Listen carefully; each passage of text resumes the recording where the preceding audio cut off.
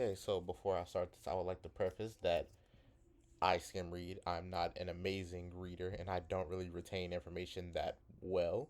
So I had to do a little research because I kept trying to find, like, specifically Pandora in the first story and look for her famous myth, and I didn't find that. Instead, I only found the part about her being a curse, her being a curse, and like all the bad things that women were supposed to do to man, and apparently that's all they're supposed to be. So yeah, would like to preface that.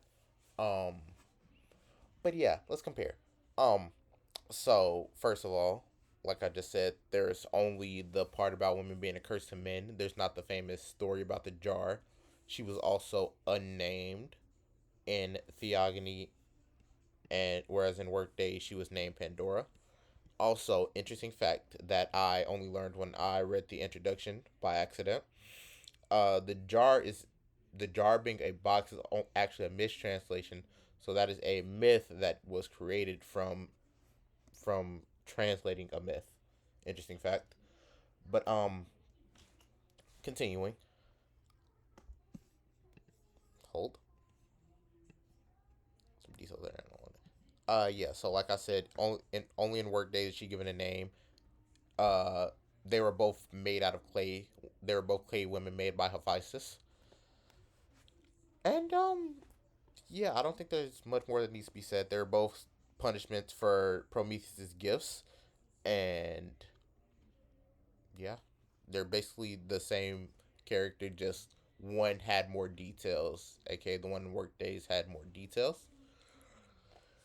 But yeah, moral of the story should be um you shouldn't go against the gods. Like, well, more so that you shouldn't go against Zeus. I would say in workdays seem to be more of a Zeus focused story, whereas Zeus was like the main character, and you should always obey Zeus because Zeus is all powerful, and anyone that opposed Zeus was punished. It appeared. So even though a lot of people are gonna say, and uh, from reading like the introduction and whatnot, that workdays is supposed to be like, well, workdays is supposed to be like respect the gods because the gods are these all powerful beings.